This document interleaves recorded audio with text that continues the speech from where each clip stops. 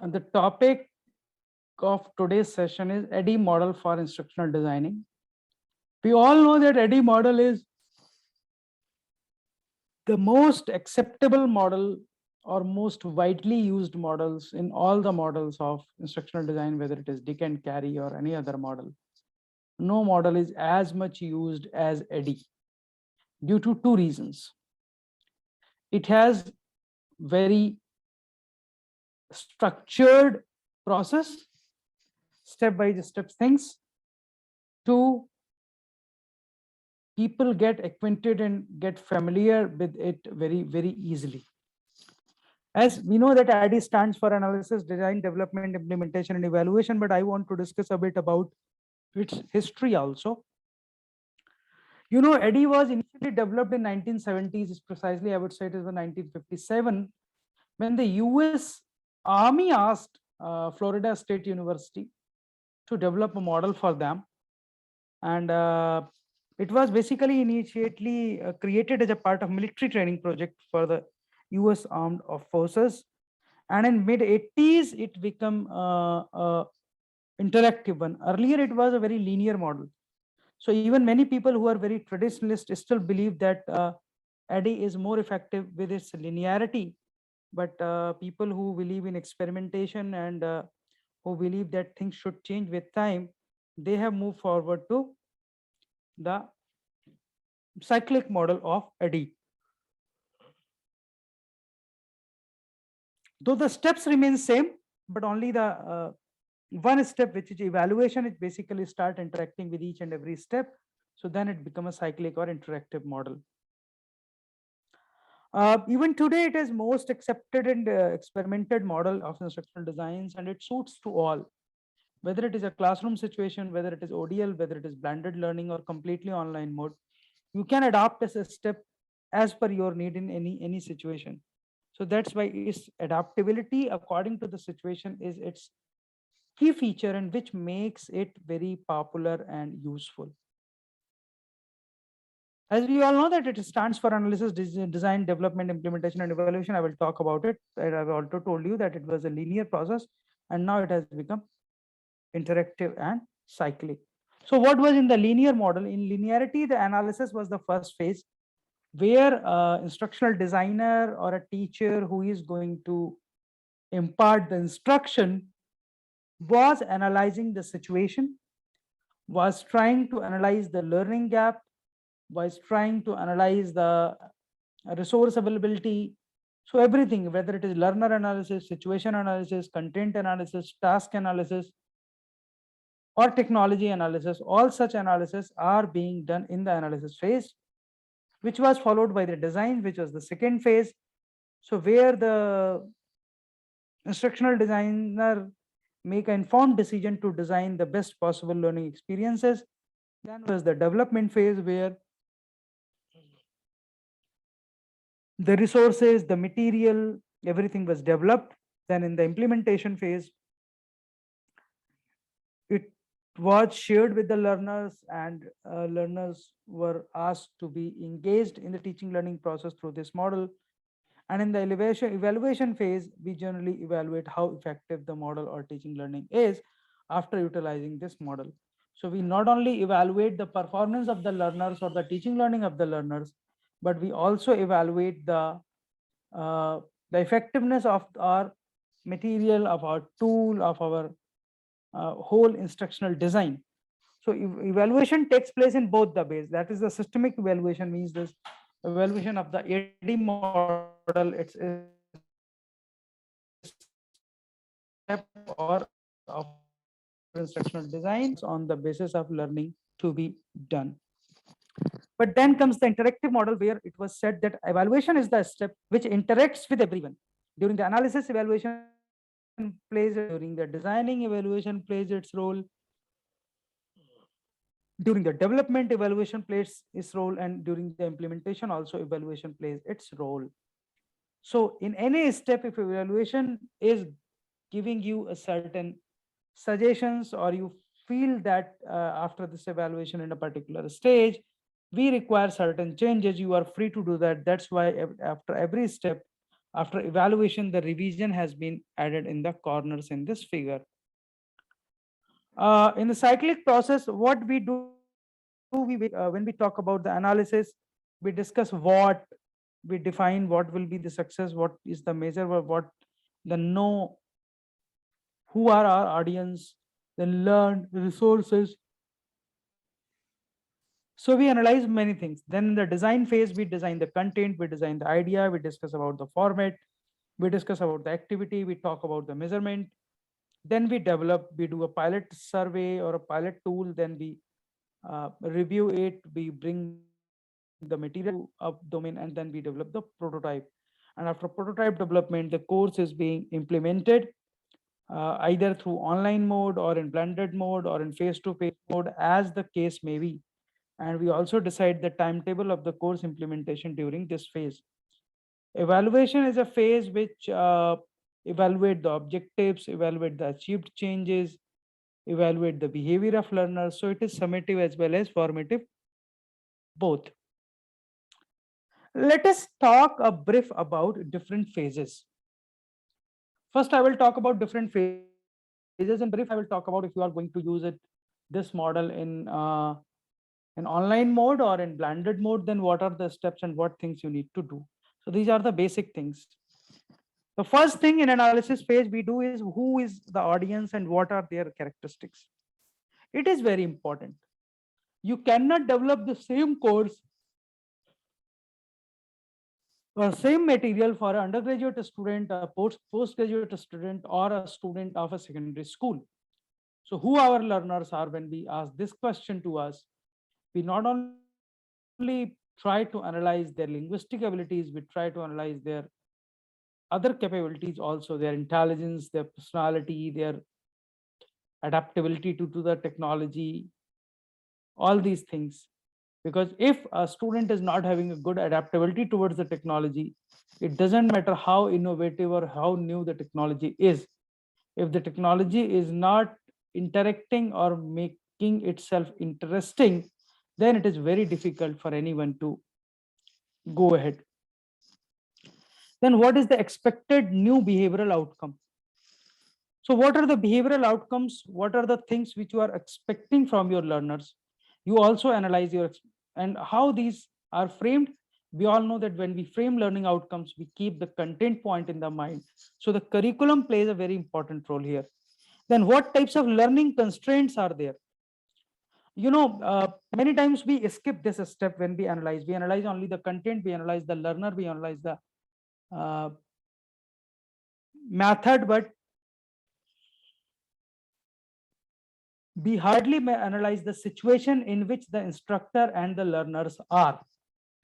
So for making any instructional process effective, the position of the learner, the timing on which the lecture is to be taken, and the position of the teacher or the instructor, everything is equally important.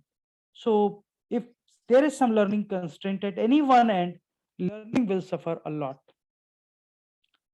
Then what are the delivery options? This question is being asked when you have a freedom to choose between the modes. For example, if you are having a freedom to choose between the online mode, the offline mode, or the television mode, or on the basis of LMS. So where you want to offer this course? What are the delivery options available with you, as well as these be available with your learners also? Also, we analyze the pedagogical considerations, that what kind of pedagogy we are going to use. When I'm talking about pedagogical considerations, I'm talking about the theoretical underpinning of the content. Uh, Generally, if we are giving a bombarded model, I always call it bombarded model, means we will prepare the content and push it into the learner domain without examining it. That is called bombardment model. I used to say that term, and that may be the pedagogical objective of the social science, but the same is not the objective of the animal or plant science. Who and for whom we are making the program or the courses or the online programs, and which learning theory we are going to follow. There are four distinct learning theory which affect the learning or which explain the learning. One is the Behaviorist learning theories like SR bonding and RS bonding, Pavlov and Skinner and all that. Second is the cognitivist theory. Third is the constructivist theory. And fourth is the connectivist theory. So you need to decide that which theoretical underpinning you will follow when you are going to develop a module or a course in online mode. Because if a learning theory is not there as a basic, you may face a lot of problem at the later stage. And the timeline is very important, because many times these days you don't have much time to design a course and develop a course, because the world is in hurry and we are also in equally hurry. So, but whenever we are planning it, we should plan a possible timeline for project completion. We should not be very optimistic and very enthusiastic. That's okay. Other, if the system is saying it will take 1 month, no, I will finish it in 15 months. I don't think you will be able to do that. So that is the biggest concern, that whatever you are planning, the timing is very important for that. Here is a video on this phase. So first watch the video, then we will have a discussion, and then we will move to the next phase. ADDIE is an instructional design model that helps instructors instruct. Yes, sir. Okay. Instructional designers and training specialists plan and create instruction. The ADDIE model is used to create all kinds of instruction, from teaching high school students about calculus to training doctors on how to use state-of-the-art medical equipment. In this presentation, however, we will use simpler examples to illustrate the ADDIE principles. The ADDIE model includes 5 phases: analysis, design, development, implementation, and evaluation. Let's take a closer look at the first phase, the analysis phase. Doing a thorough analysis before developing and implementing training can save a lot of time and resources. The analysis phase generally consists of 4 subphases: the development of instructional goals, an instructional analysis, a learner analysis, and the development of learning objectives. So let's talk for a minute about the first step, developing instructional goals. Let's say you have a friend that wants you to teach him how to make pizza. Better yet, his mom wants you to teach him how to make pizza. To do this effectively, you would have to clearly define what the goal of this little training would be. Does she want him to know how to build every type of pizza, from 4 cheese to Alfredo chicken to stuffed crust? Or does she just have a certain type of pizza in mind? Finding out and making a clear instructional goal can save a lot of time and effort. In this case, you would simply have to talk to your friend's mom. She's your client. Once you have clearly defined what your instructional goals are, you will be better equipped to develop the instruction. So let's say that your friend's mom wants him to learn how to make a simple pepperoni pizza. That's the instructional goal. Good. Now we can move on to the next part of the analysis phase, instructional analysis. During the instructional analysis, a curriculum creator defines and writes out all of the steps necessary to carry out the instructional goals. Now, this phase is often not as simple as it seems. In our pizza analogy, it sounds easy enough at first. Just roll out the dough, throw on the sauce, cheese, and pepperoni, and toss it in the oven, right? Well, it's actually a lot more complicated. Your friend has to know how to make dough or where to buy it. He needs to know what techniques and tools are required to roll it out. He needs to know the ingredients of the sauce and how to spread it out evenly. There are basic steps, but each step can have its own sub-steps. A finished instructional analysis is a chart that looks something like this. It is very specific and outlines the goal steps learners need to have to achieve the instructional goal. Many instructional designers are continually adding to and refining their instructional analysis as they go through the other steps of designing training. The next part of the analysis phase is the learner analysis. This is when you find out what your learners already know about the subject at hand. When you have a specific set of learners, and our example just one guy, it's a lot easier to do a learner analysis. Just call him and talk to him. If your learning audience is bigger, say 10th grade physics students in the Clark County School District, you may have to do more research and even conduct interviews and surveys. Knowing where your learners stand regarding your subject helps you know how much or how little you need to teach them. Say you talk to your friend and find out he's a connoisseur of spaghetti sauces and knows how to make a delicious one by heart. Well, then you know you don't have to go into much detail when talking to him about making pizza sauce. If you hadn't done a learner analysis and found that out, you could have wasted a lot of time and effort teaching him something he already knew about. Step 4 is creating learning objectives. Learning objectives are what students should be able to do when instruction is completed. They are usually in the form of skills, attitude, or knowledge. A good way to write a learning objective is to fill in the following sentence. By the time a student finishes this course, he or she should be able to blank. This is another time when we have to be very specific and use strong verbs that specifically define student performance.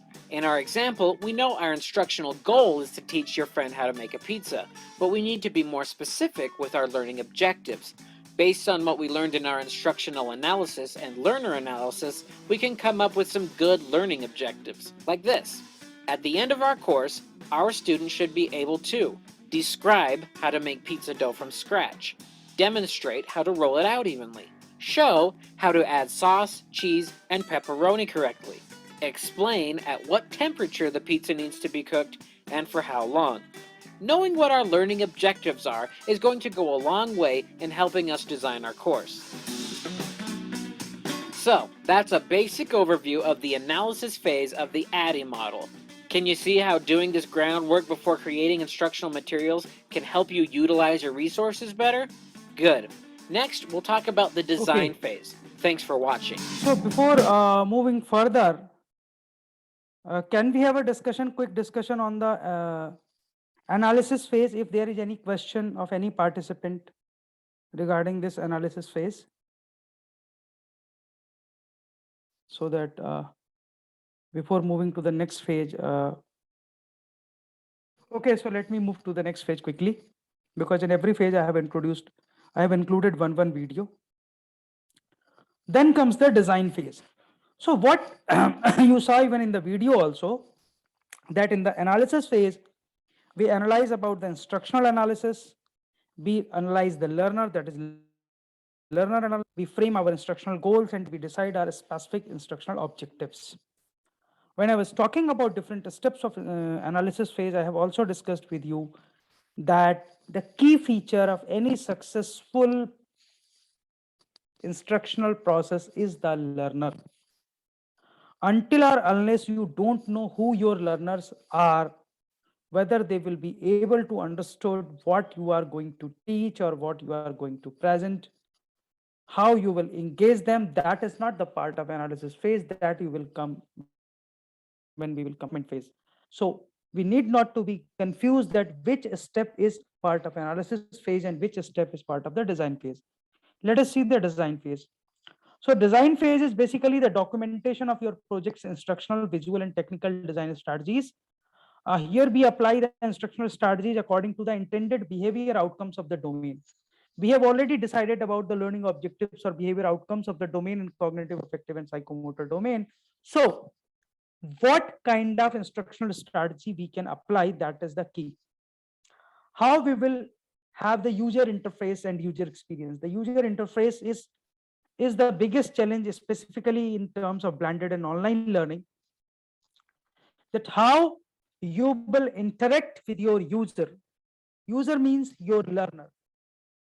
What interface the learner will see, whether it is an interactive interface or it is just a monotonous uh, interface, whether the users or the learners are going to have different kind of experiences in that or not. So if I take just example of online, because I do not want to talk about online right now, because I will talk about it in the second part of my discussion. But even if you are designing an ODL module or anything, how that experience is to be given to your learners, which have the visual element, which have the technical element, as well as the instructional point of view. So you need to think about your course and its presentation in all the three dimensions. That is the instructional part, the visual part, and the technical design part.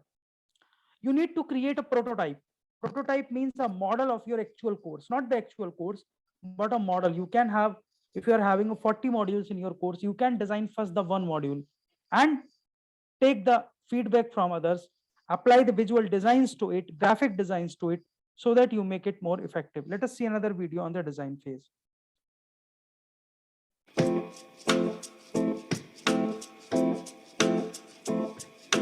ADDIE is an instructional design model that helps instructors, instructional designers, and training specialists plan and create instruction. The ADDIE model is used to create all kinds of instruction, from showing call center employees how to use a new software system to training military personnel to use specific tactical strategies. In this presentation, however, we will use simpler examples to illustrate the ADDIE principles. The ADDIE model includes 5 phases: analysis, design, development, implementation, and evaluation. Let's take a closer look at the second phase, the design phase. During the design phase, curriculum developers design assessments, choose a course format, and create an instructional strategy. It may seem counterintuitive to design the assessment of a course before you begin creating the content, but it is actually very helpful to know how you are going to test your learners' knowledge, attitude, and skills about your subject when you are creating your instructional materials. To design effective assessments, you are going to use a lot of what you learned during the previous ADDIE phase, the analysis phase. Dick, Carey, and Carey point out that there are 4 areas to consider when designing a good assessment question or task: the instruction's goals, learner, and context, as well as the assessment itself. It is very important to consider the goals of your instruction as you design your assessment. Let's say you are teaching a group of not-so-computer literate folks about how to use email. During the analysis phase, you would have created performance objectives, or what the students would do to demonstrate that they learned the content. Now, you can use these performance objectives to help you create effective assessments. If one of your performance objectives was for students to demonstrate how to open up a web browser and sign into a web-based email account, then you should make sure to test that knowledge at the end of the course. As you write out this question or task, remember to keep in mind what you learned about your learners during the analysis phase. In our example, your learners aren't very computer literate, so you should avoid using unnecessarily obscure or complicated terms in your assessment. Whenever possible, you should assess skills like this in a context as close to the eventual performance setting as possible. Having them answer a multiple choice question about how to sign into an email account won't be nearly as effective as giving them a task to do so on a physical computer. And be sure to be thorough when you research your learner's performance context. Let's say you find out that, after your course is over, your students will be using PCs to write their emails. Then you would do well to assess them on a PC. It wouldn't be helpful to have them do it on a Mac or on a smartphone. Make sure your assessment questions and tasks are written clearly, with correct punctuation and grammar. Also, avoid the temptation to trick learners by intentionally writing complicated or misleading questions. If your instructional goal is to help students learn to use email, then test them on that, not on how good they are at answering trick questions. Once you know how your learners are going to be tested, then you can go about choosing a course format.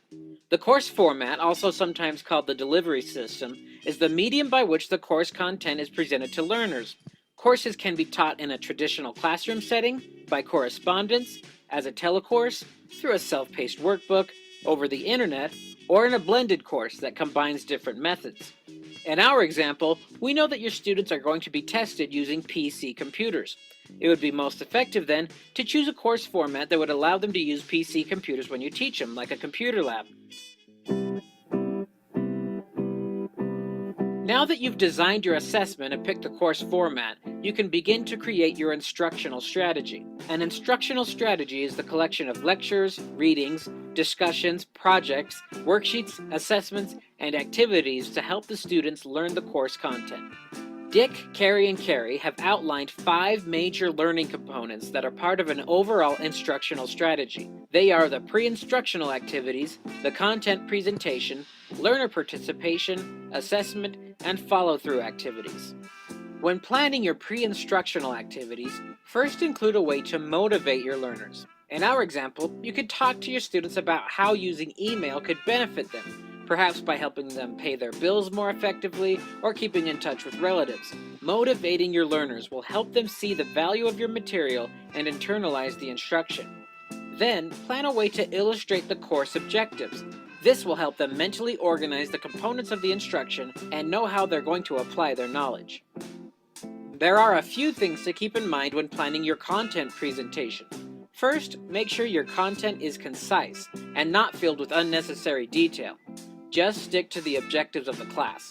It may sound fun to relay the history of email and how it got started, but it isn't going to help your students reach the objective of the class. And be sure to include examples. This could be as simple as walking students through the process of signing onto an email account on a digital projector.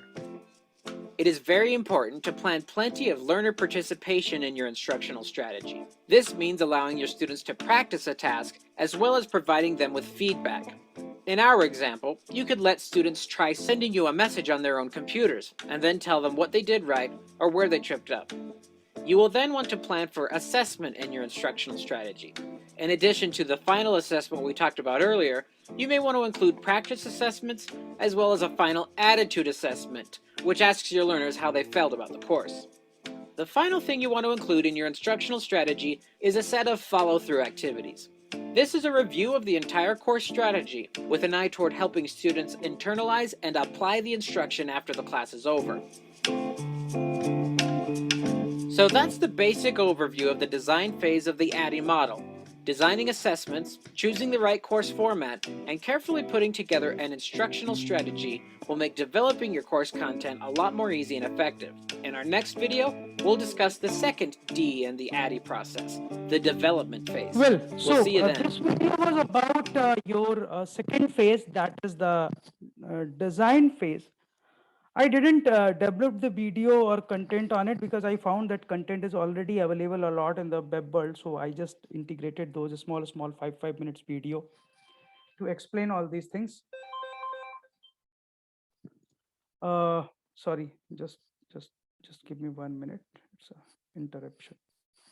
So in the design phase, what we used to do in the design phase, we basically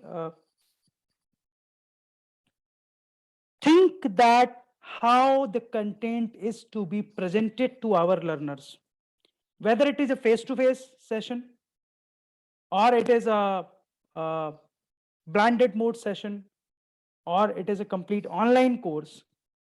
But we need to design each and everything very specifically. If we will not do that, it will be very difficult for us. It will be very difficult for us to move ahead to the next phase, because whole planning basically stops here after analysis and design. So these two are basically the planning type of step, because from the development phase, we start putting things into an order. If it is a face-to-face, we organize a plan according to that. If it is an online mode, we start exploring our platform and we start putting things on that platform in a sequential manner. We start developing our videos, we start developing our quizzes, we start developing our audios, we start developing our e-text. So many things we start developing in the third phase, that is called the development phase. So what we do in the development phase? In the development phase, basically the instructional designer and developer create and assemble the content assets which were blueprinted in the design phase. So in design phase, we create a blueprint that how things will be presented in what sequence, what will come first, what will come second, and then according to that blueprint, whatever is needed, either we procure it or we prepare it. My personal experience is that never rush for preparing everything if things are already available. If I'm going to offer a course on instructional design and there is a module on ADDIE model, weekly module, I will not go to prepare many videos on ADDIE, because on ADDIE, you will find hundreds of the video in the web world.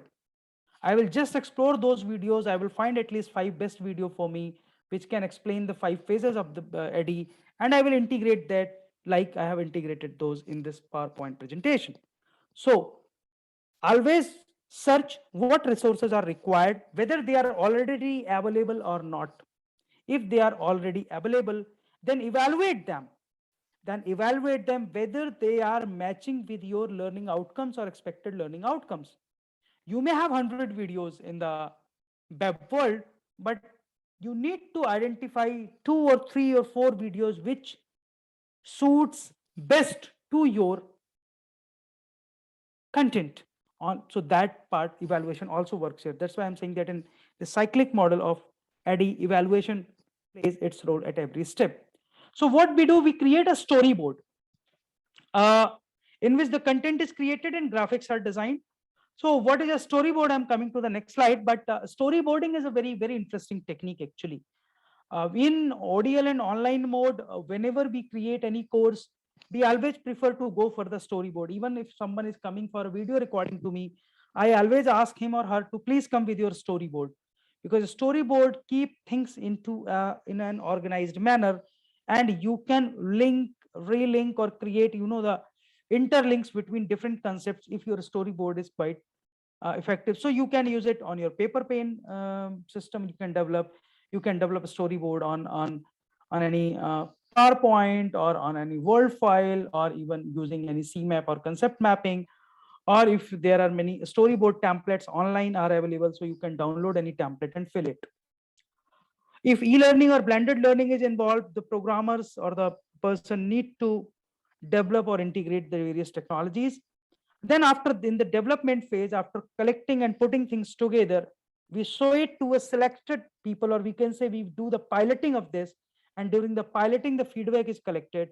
And on the basis of the feedback, the project is reviewed and revised according to the uh, received feedback.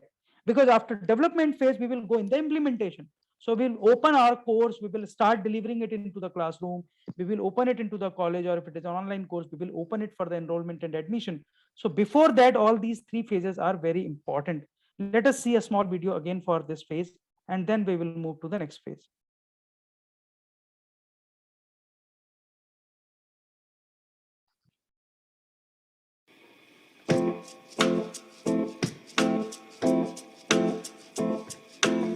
ADDIE is an instructional design model that helps instructors, instructional designers, and training specialists plan and create instruction.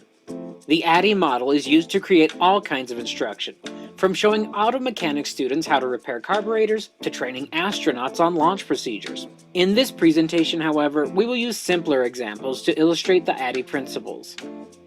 The ADDIE model includes 5 phases: analysis, design, development, implementation, and evaluation.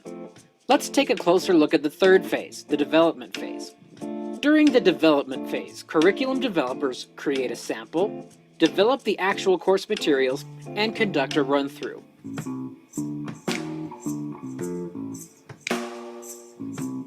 Let's say you have a newspaper route, and your boss wants you to teach his kid how to do it while you're away on vacation. After going through the analysis and design phases, you'll want to create a sample of your instructional materials and show them to your boss. This may consist of a portion of the map you are going to create and a paragraph or two of the written instructions you are going to write, as well as the instructional strategy you developed during the design phase. Since he is your client and is going to have final say in the instruction, you're going to want to show him your progress and get his ideas and feedback. You don't want to go to the trouble of creating all your instructional materials and then find out that he didn't like the approach you made or that there was something wrong with them. After you and your client are sufficiently satisfied with the sample instruction, it is time to dig in and develop the course materials. You should have already decided which instructional activities to include during the design phase when you made your instructional strategy. Use that and the sample instruction you made as a starting point, and keep the comments and feedback from your client in mind. When you are finished developing the course materials, hold a review session with your client and see if he or she has any more comments or suggestions. Once you have created your course materials and gone through them with your client, it will be time to conduct a run-through of your instruction. This is a real-time rehearsal of the course, using all the materials and media you have created. In our simple example, this could be showing a friend the instructions and map you created, as well as a walkthrough of your paper route if that was part of your instructional strategy. You would treat your friend as if she were the actual student, in this case your boss's kid. It's a good idea to prepare a feedback assessment ahead of time as well, to find out if there are any areas you can improve on. You will want to time your run-through as well. If your boss was only going to give you an hour to train his kid, you're going to want to make sure you can do it in the allotted time. So, that's a basic overview of the development phase of the ADDIE model. If you've done a thorough analysis and design, the development phase will go a lot smoother, though it still takes time to create quality instructional materials. Next, we'll take a closer look at the implementation phase. Thanks for watching. Is it okay to integrate these videos, or you want to skip these videos and just discussion? Because I have integrated 3, 2 more are remaining. I integrated them just to give you a recapitulation of every step, but if you feel, I can skip these also. So what do you want? I want to know from the participants actually.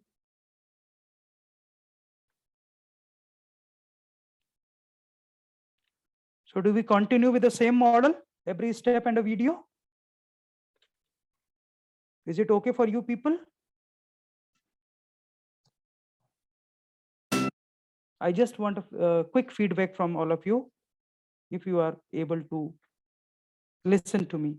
Am I audible?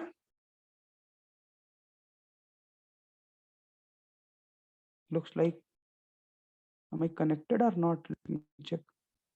No, all are there. Am I audible? Yes, sir. You are audible. You are audible. No, actually, when I'm presenting, I'm not able to see anyone. So I just want to have a feedback that whether it is okay if I will go with the same mode, or you want to skip the videos. Participants, please respond. Participants, please respond. Whatever they will prefer, I will go in the same way. I think Yes, participants are in post lunch mode. understand more about the concept. Someone is saying that Sabah Khatun Okay. is helpful to understand. Okay. So I will, no, I just stopped the sharing because I thought if I'm presenting something and it is not a, okay. So the fourth phase is the implementation phase, where whatever prototype we have developed, we test it with the target audience. And after the output of that, we put the product in full production. Product means our whole course. You just understand that is the industrial terminology. So here the product means our full course, whether it is an online course or a blended more course or a ODL course, whatever course we are developing.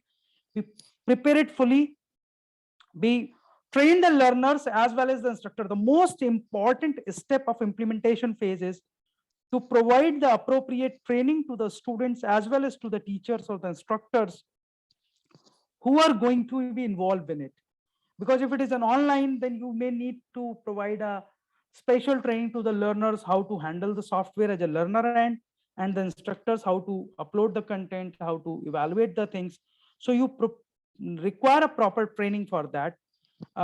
It basically the procedure for training for facilitators and learners is developed. Sometimes we develop certain modules, certain handouts. So all those things we do in the implementation phase.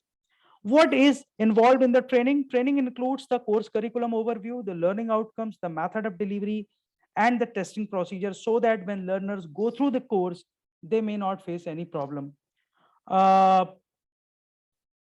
If there is any new tool, software or hardware, or a new mechanism of a student registration, we also explain that. And we ensure that the required material and softwares are in place and a conducive learning environment is available. I will show you in my course also after this in the live demonstration how I have created that. But first to watch this fourth phase of the ADDIE.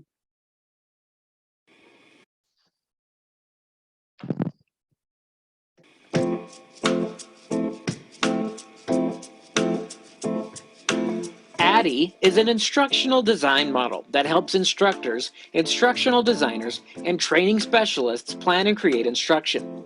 The ADDIE model is used to create all kinds of instruction, from teaching potential stockbrokers about mutual funds to training helicopter pilots on emergency landing techniques. In this presentation, however, we will use simpler examples to illustrate the ADDIE principles. The ADDIE model includes 5 phases: analysis, design, development, implementation, and evaluation. Let's take a closer look at the 4th phase, the implementation phase.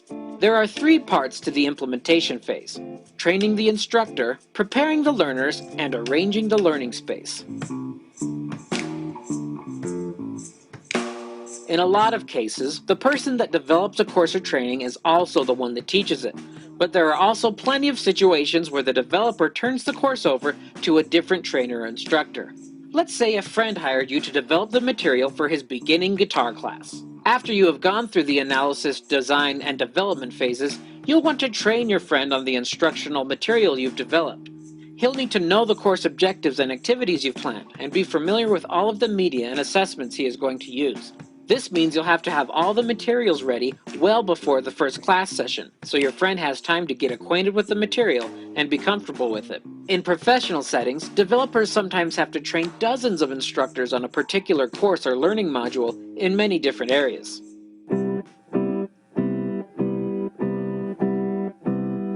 The next part of the implementation phase is preparing the learners for instruction. This means making sure they have the tools and knowledge necessary to participate in the class.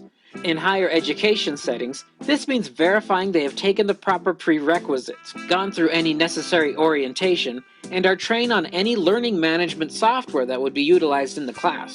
In our example, your friend would have to make sure each student knew when and where the guitar class was taking place, as well as what materials they would have to provide for themselves, like a guitar, tuner, and pick.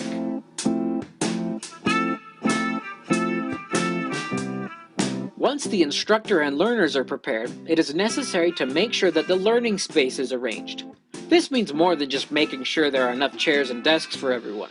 Let's say that, in our example, your instructor is going to show your students a video about how to tune guitars. He'll want to make sure that he has the technology available to do this. It is also a good idea to test any multimedia equipment beforehand, in the actual learning space. This will help ensure that the instruction will go smoothly, without any technical difficulties. Instructors should also do things like print out all the handouts they will use during the instruction, and make sure they have a whiteboard and markers ready if they are planning on using them.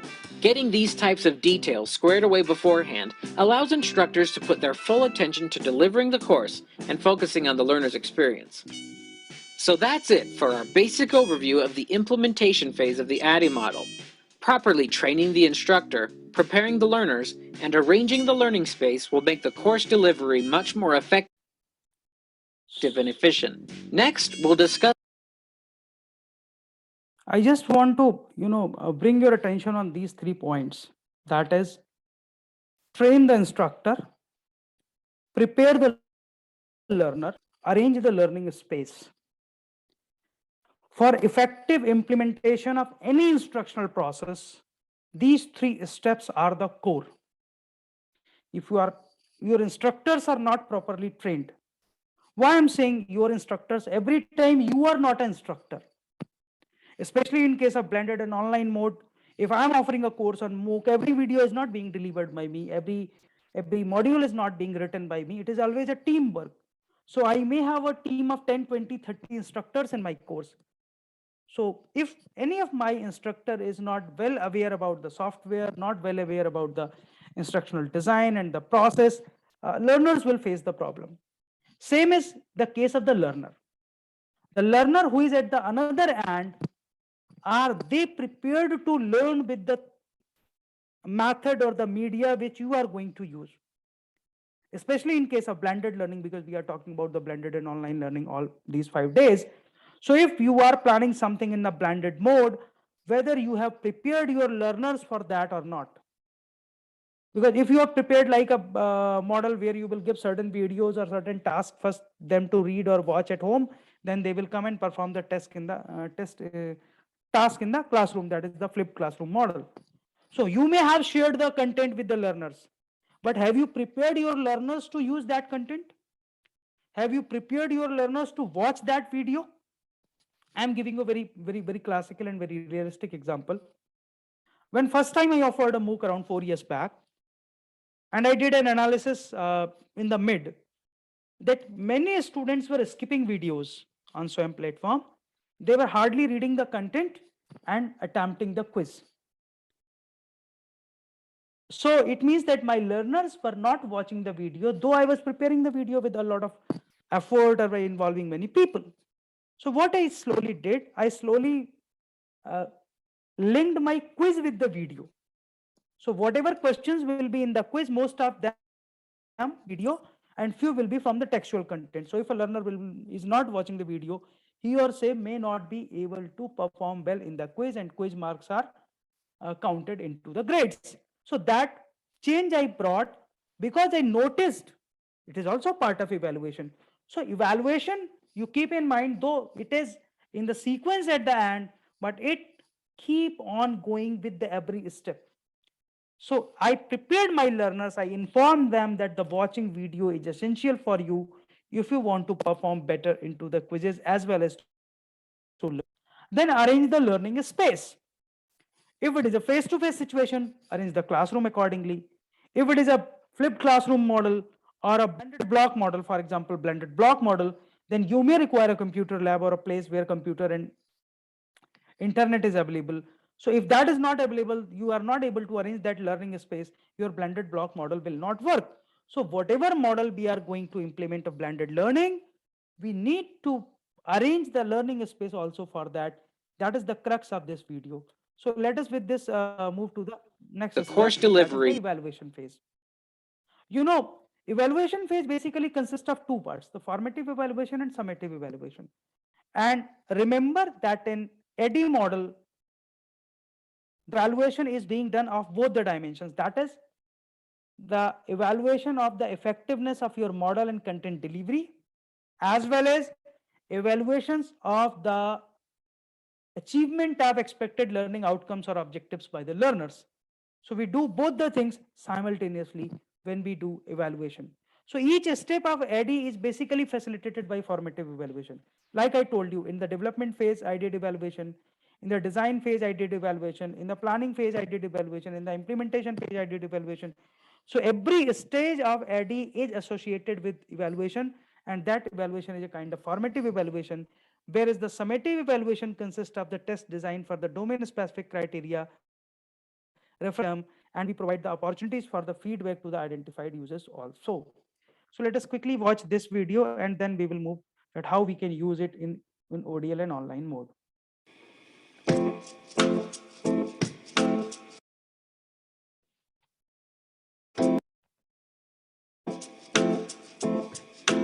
ADDIE is an instructional design model that helps instructors, instructional designers, and training specialists plan and create instruction.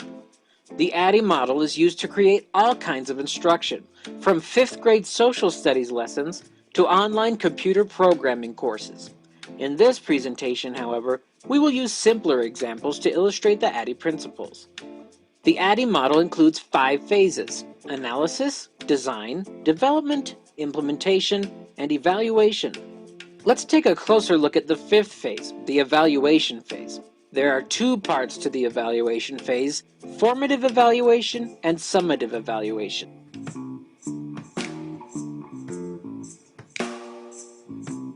Even though it is the final letter in the ADDIE acronym, most of the evaluation phase doesn't come last. You should actually be evaluating your instructional materials as you go through each part of the ADDIE process.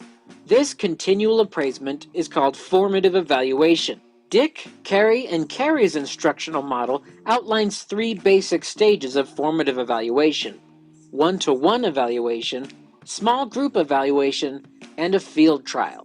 Let's say that you and a friend are going to be holding a basketball training camp for 11-year-olds and are showing a short video to help the kids learn the basic rules of basketball. During your one-to-one evaluation, you would want to test the effectiveness of this video with a child close to the age and abilities as your actual learners. You would then ask them a series of questions about the effectiveness of the video. First, about the clarity. Was the message clear and easy to understand? Then ask about the impact. Was it helpful in reaching the objectives and goals of the class? Finally, you would assess the feasibility. How practical is the video given the time and context of the class? When doing all of these assessments, it is important to make sure that you carefully write out your assessment questions beforehand. Make them clear, consistent, and as objective as possible. Doing a number of one-to-one assessments for each of the workshop's activities will help you identify the most and least effective areas of your instruction and improve upon it. After you have made improvements based on what you learned during your one-to-one evaluations, it will be time to do a small group evaluation.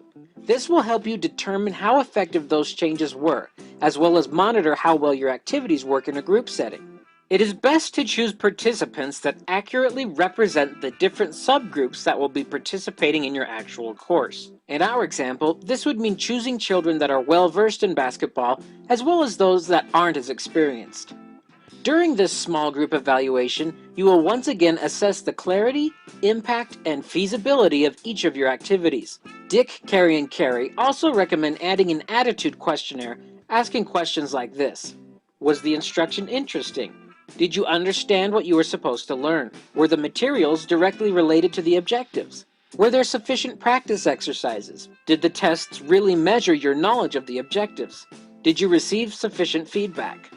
After you use a small group evaluation to further refine your instruction, you'll be ready to do a field trial.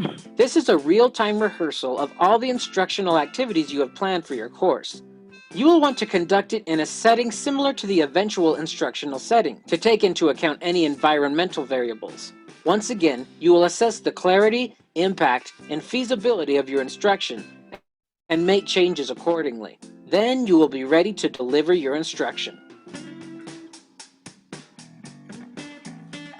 The other stage in the evaluation phase is the summative evaluation. The purpose of a summative evaluation is to prove the worth of the instruction after it is completed. Kirkpatrick's model outlines 4 types of outcomes to evaluate: the reaction, learning, behavior, and results.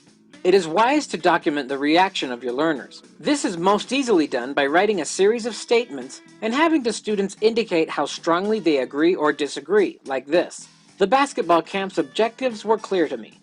The drills and exercises fit in with the goals of the camp. The instructions we were given were clear and easy to understand. It is also a good idea to document more specific reactions about the instructor, activities, assessments, and audio visuals, like this. The video on the rules of basketball was helpful and informative. The passing drill we did helped my passing abilities. The instructor was kind and treated me with respect. A few open-ended questions can be helpful as well, especially about the overall strengths and weaknesses of the course. And make sure to make your feedback survey anonymous. This encourages learners to truly express their attitudes without fear of judgment or retribution. All of this feedback will once again help you know what went well in the course and what can be improved upon. The next aspect to evaluate is the learning that took place. This is most typically done in the form of a post-test that evaluates how well your students achieved your learning objectives. Knowledge is typically assessed in achievement tests. In our example, this could consist of multiple choice questions, testing your learners' understanding of the rules of basketball. Skills are typically assessed in performance tests. This could mean having students show you their passing, shooting, and dribbling form, while you took notes on a rubric you constructed beforehand. Attitudes are typically assessed on questionnaires, similar to the reaction surveys we talked about a moment ago. Behavior evaluation involves measuring the transfer of knowledge, skills, and attitudes from the training context to the actual performance setting. It is especially important to track this in professional settings.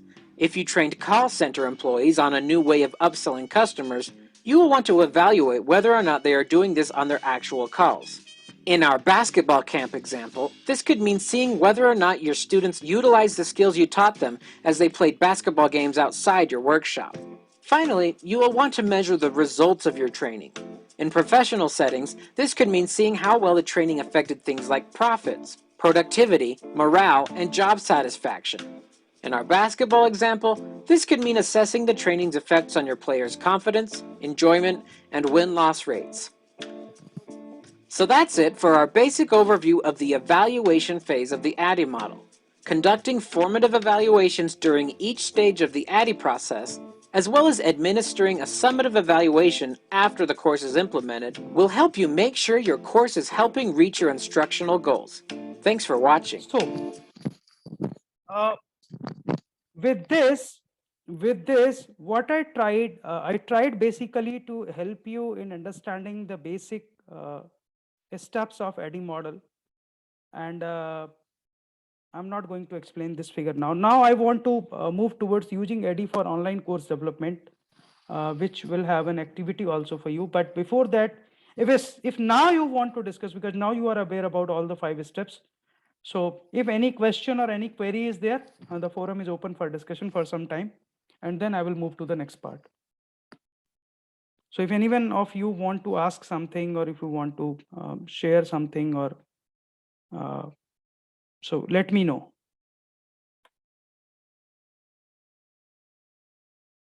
Anyone?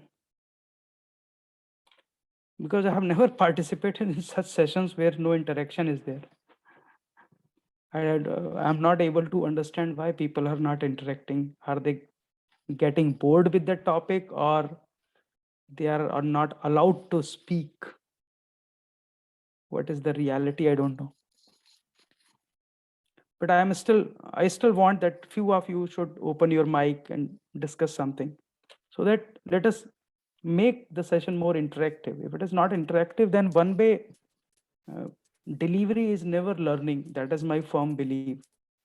Sir, I just wanted to ask a question. Yeah. Like for us at a law college, or like at the law university, we have to do a lot of case law based studies. Like we would be taking examples of case laws, or we would be giving case studies to students. So Right. can you tell me something in which a way in which I can apply this method of adding into that? Yeah, why not? If you are planning a case study based learning environment, where you brought certain cases, you discuss those cases, and students analyze those cases with the socio-political point of view as well as the legal point of view, and many dimensions, and then they come out with the conclusion what they think about the case, how the case was dealt, and am I right?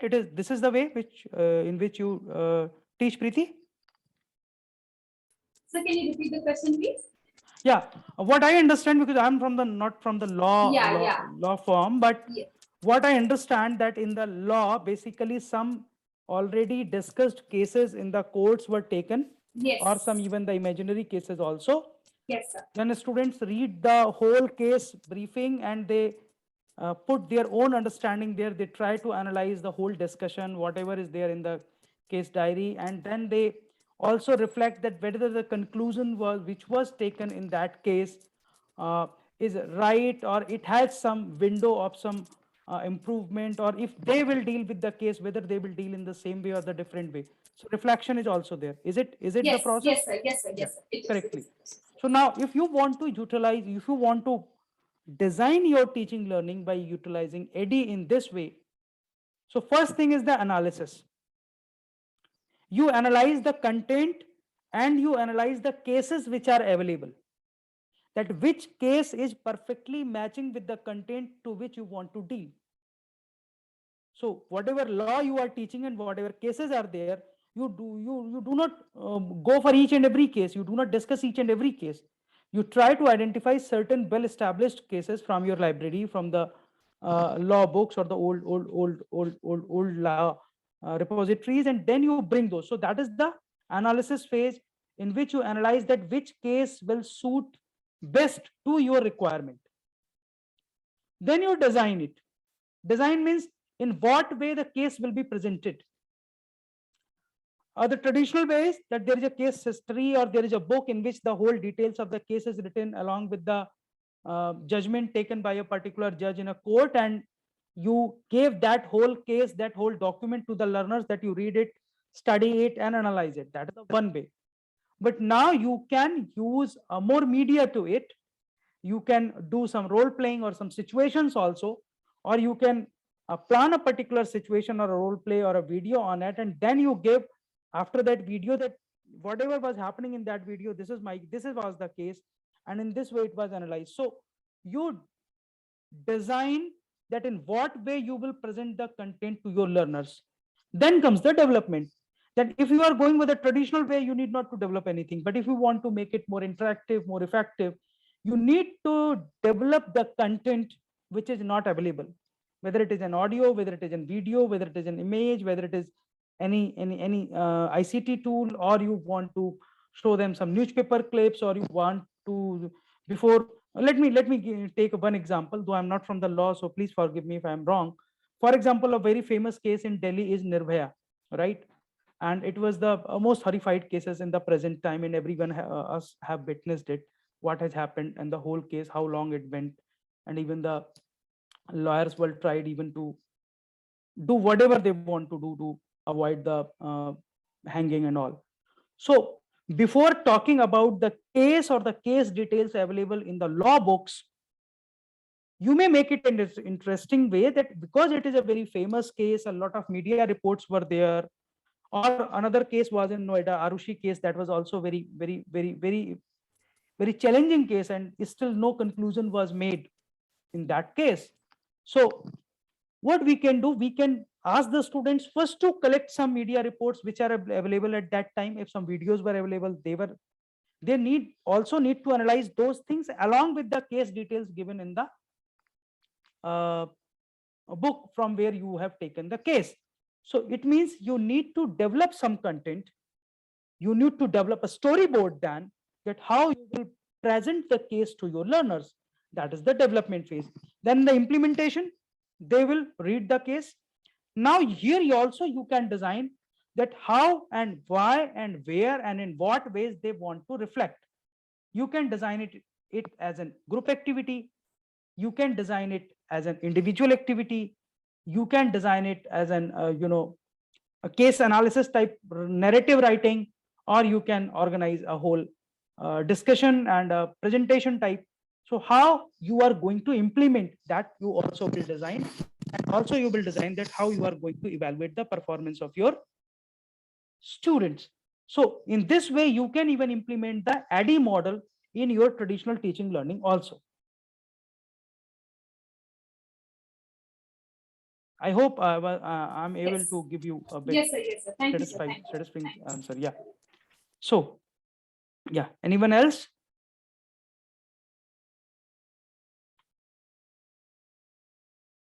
Anyone else? No.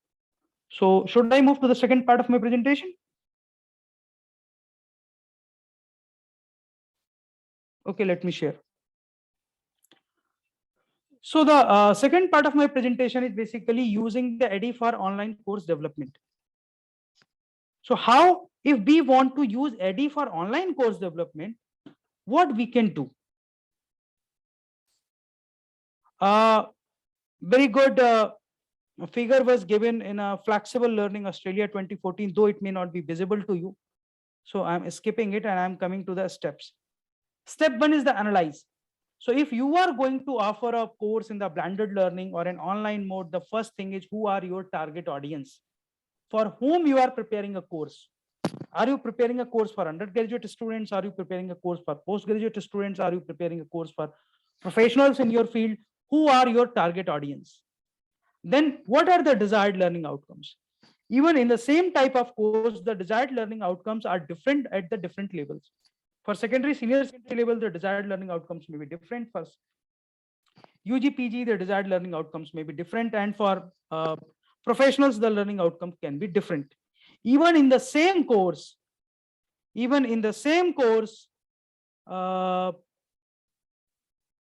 you may find that the learning outcomes are different for different target audience. If I'm offering a course on Swayam, the desired learning outcomes for my B.Ed learner may be different, and for my teachers who are teaching in a school, this can be different. Third thing is the learning constraints. As I have discussed with you, even in the online also, a lot of learning constraints are there. Those learning constraints need to be identified and tackled by you. Why? Because the biggest learning constraint in an online or blended mode is the availability of the technology and the device. If the device is available, the compatibility of the software with the device. So you also need to analyze all these things when we talk about an online course. Then the delivery options. I'm giving you a very classical example. When I was planning my course on research ethics and plagiarism, and when I presented it as a proposal to my authority, I asked them to allow me to offer this course on any platform except Swayam. Why? Because I am aware about the constraints or the limitations of the Swayam platform. I am also aware about the options available on the alternate or other platforms. So I gave an option to my authorities that, okay, these are the three options. Please allow me to offer it any one of these. But again, the authority told me that no, you cannot offer on any other platform because it requires financial burden on the university, and university believe that if there is a platform available freely, you should go for that. So Many times when you offer any online or blended course, you also think about the economics also. That is also a constraint. Then online pedagogical considerations. That is the biggest challenge in online course on a blended course like the which I am facing right now in this FDP. That despite of my all efforts, I hardly am able to motivate a single or two person to interact with. Most of you are more comfortable in just listening and not to interacting. So this is the biggest constraint for me. And if I need to plan this workshop or for the next session, I will definitely go for something through which I can involve you, or I can interact with you on more effectively. Because if the interaction is not there, so means I have missed some pedagogical considerations. I did one wrong thing. Now I am analyzing that on the basis of yesterday's session. I must have analyzed that I need to do something to motivate my co-fellow participants in this workshop to ask certain things. So maybe in the next PPT, I will bring some more designs so that uh, my pedagogy can change and I just satisfy myself as a teacher. Though I am presenting the content, though I am preparing the content, but frankly speaking, I'm not satisfied as a trainer, because I'm not having the feedback and the mm, interaction. So the timeline is also very important. Especially in the online courses, there are certain constraints by the authorities or the regulations. For example, if you read the SWAM norms or the ODL and online norms of UGC recently 2021, they have given the certain weeks for particular credit, like for 6 weeks, 2 credit, 12 weeks, 4 credit, say 14 to 16 weeks, 6 credit and 8 credit. So they have given, but there is again a problem of the credits. If I'm coming from ODL system, for me 30 hours is equal to 1 credit. You are coming from face to face, for you 15 hours is 1 credit. So sometimes, the content dilemma is also there, whether we need to uh, reduce the content, whether we need to reduce the video duration or all. So many things. The timeline is also very important. When we are going to offer a course, what time is required to prepare for the course, what time is required to purchase a license and activate a platform. So all those things are important for an online educator if we are planning to offer a course and we are using ADDIE as our base model for instructional designing. Then design. After all this analysis, what we used to, we create an outline that what we wish to teach, the time, how much time learners will be able to dedicate an online course. If you see my introductory videos of my courses, I always talk about that this course requires 3 to 4 hours or 3 to 6 hours of your time in every week. So means the content load should be designed accordingly so that my learner may not require 1 to 2 hours daily to spend on my platform. If I will design something in which my learner may require 4 to 6 hours daily, I'm sure no learner will even move ahead after the first module, and I will have a very less and very poor response. So the time available with my learners and how much time is required for this course, that is also a thing which we need to have in mind when we are designing the course. Then the tools available for course development. If it is an online course and it may require video, but you may not be having a studio. So where will you develop your videos? So you need to learn that there are certain video tools through which you can develop and edit the videos at your home. So what are the tools available for your course development, whether it is text conversion, whether it is font conversion, like the problem one people generally face, that when I'm this time I'm offering a course in the Hindi medium. So when I'm offering a course in the Hindi medium, the Google, the Swayam platform is not supporting the Kurtidev font.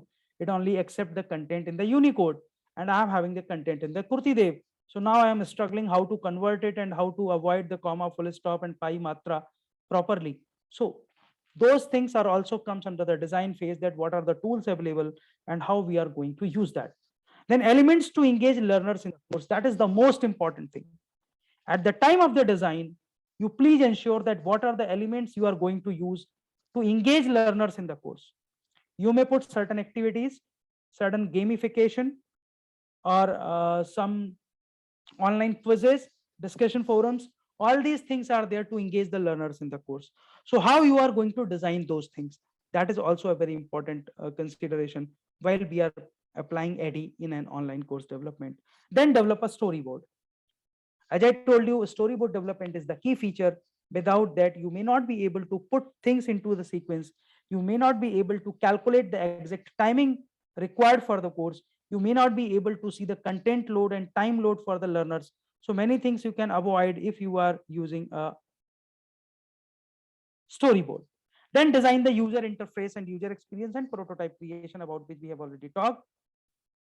Yes, this graphic is very important. Uh, if you are teaching even through the simple PPT and PPT is not having a lot of graphics, your learners may get bored by watching your slides, which is a blank slide of white background with black letters. So you need to apply the visual elements also. Storyboarding is basically, it is a slide by slide draft of the actual course. So we put that what we will present first, what we will present next, what we will present next. You may include the graphics also. You may include the multimedia elements also. If voiceover is required, you can have a script also. So you put all the things, whatever are required in your storyboard. If you prepare a better storyboard, your development will be very easy. So development is basically the building phase where you put your designs into actions. So sometimes when you come into the development phase, while developing, you find that you require certain modification due to the formative assessment involved in the whole process. So sometimes you modify your design, you modify your structure, modify your content presentation. You may have designed that I will give 4 videos in one module, but in some module you may require only 1 video is enough. In one module you may think that 4 videos are still not enough, you require more videos or more text or more e-content or more activities. So sometimes you plan something, you design something, but when you develop, at the development stage, you may need to bring certain changes into that. And during the development phase, the most important part is testing. Testing not only in terms of the content or content load, but also in terms of the technological feasibility. Technological feasibility is very important in case of blended and online mode, without which you cannot offer a course effectively. You can ask your colleagues to review it, that is the peer review system. And please ensure that your scenarios, what are you are planning or presenting or developing, they should be comprehensive and complete. Then comes the implementation phase. For implementation in online or blended learning mode, the first requirement is the learning management system. You will offer your course through LMS. There are many LMS in the market. Blackboard is there, Canvas is there. This your Google Course Filter is there, Microsoft Team is there, then Swayam is there. So multiple players are there. You need to identify a particular LMS and you publish your content there. Then you invite your learners by the email and track their progress and results. So LMS is a very important tool in the implementation phase if you are talking about the blended and online mode. Please sure that your LMS allow you to manage instructors as well as the learners. You also need to make sure that your instructors are familiar with the content and course goals, as well as you may have the instructor-led sessions before, after, and in between the self-directed sessions. So you can do a kind of mix match practice here in the implementation phase. There are certain elements in which you may not require all into the one session. So you may design certain group activities, and one group can sit in one room and another group can sit in another room, virtual rooms, and you can jump from one room to another room to facilitate their learning. So that is also a possibility. If you are going to use any new tool with which your learners or your participants are not aware, please train them. Please ensure that every equipment, every software is in place, and whatever learning application or website you are utilizing, it is functional. For a successful implementation of any online or blended mode course, these are essential. Evaluation basically we use to identify the gaps or misunderstanding where in the analysis phase. During the design and development phase, we test, we evaluate, and if we found any glitch, we improve those. Please remember that if you are developing any blended mode course or any online course, don't try to push a lot of content or a lot of video in one module. So don't try to pack too much, because packing of the too much in one box is also very boring for the learners, and they may not take much interest in that.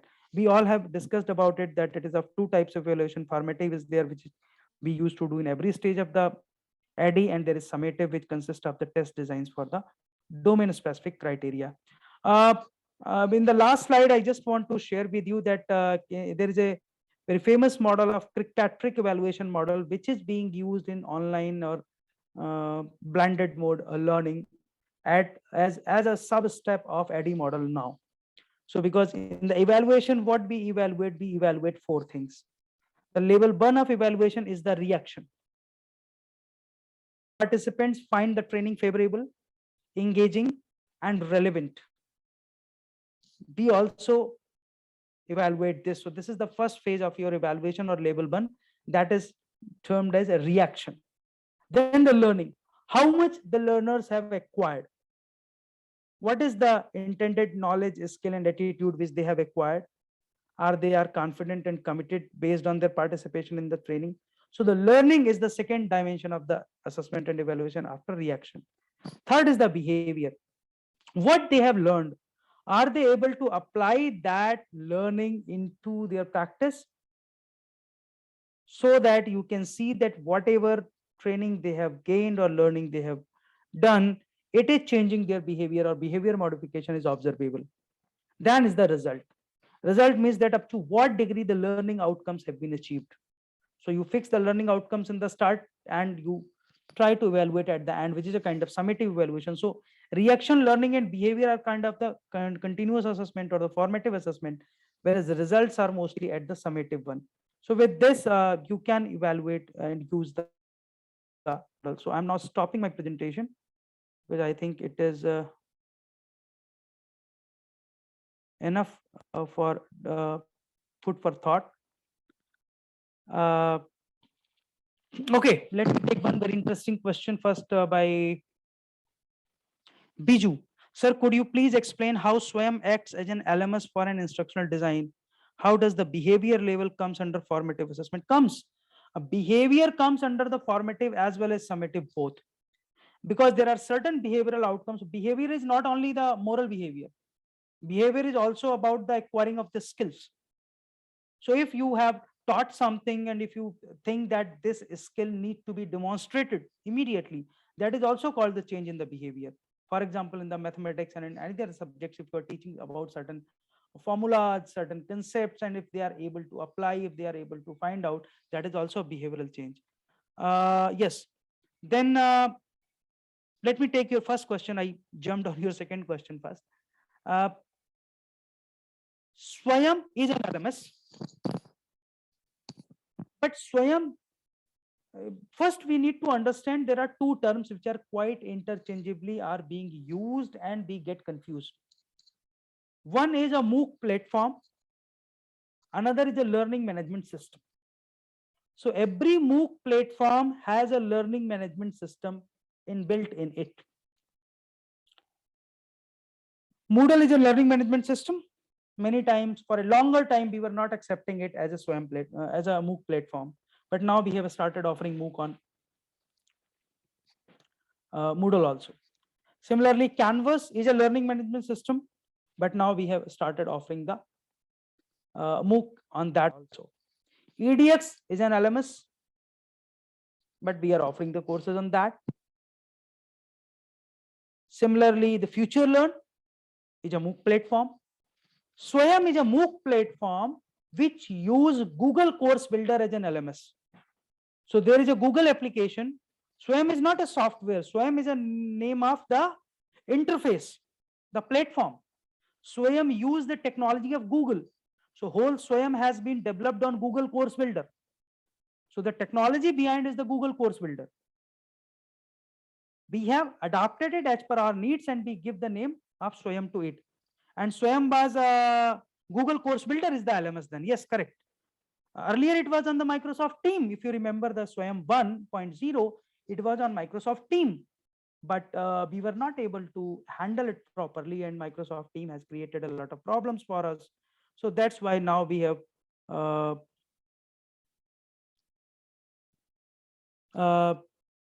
we face a lot of problem with that SWAYAM 1.0, and in second phase we move towards the We are having a lot of LMS. Even in India, IIT Kanpur has developed a very good LMS called Brahaspati.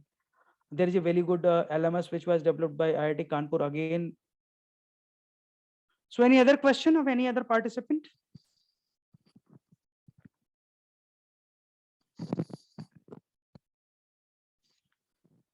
Otherwise, we will move ahead towards the task for today. So what is the task for today? I'm just typing it into the chat box and then I will explain that. So yesterday I have talked about certain blended learning models. So what is your first task? That you need to choose a unit from the course which you are teaching in your university or college, and you identify the blended learning model which can be used for it. So you can go for a flipped classroom model, you can go for Alcarta model, you can go for building blocks model. All models I have discussed yesterday. So you choose a content or a unit from your course and decide that which model you want to use as a blended learning model if you want to teach this content through blended learning mode. Then after that, you prepare a two-dimensional chart in which you write in one dimension the phases. Prepare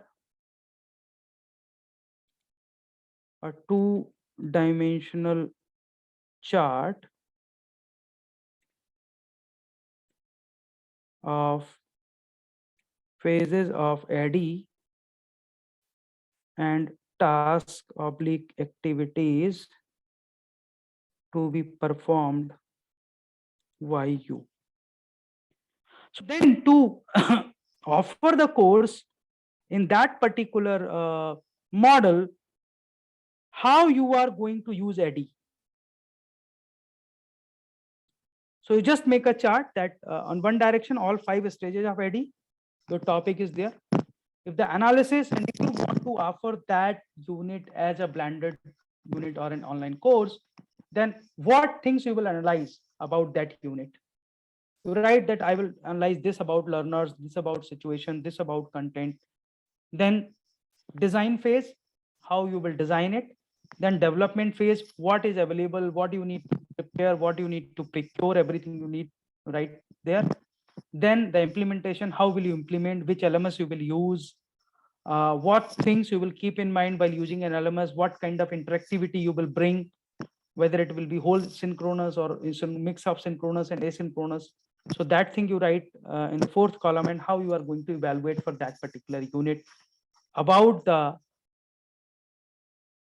I'm talking about Biju template, I'm talking about template. I have not prepared any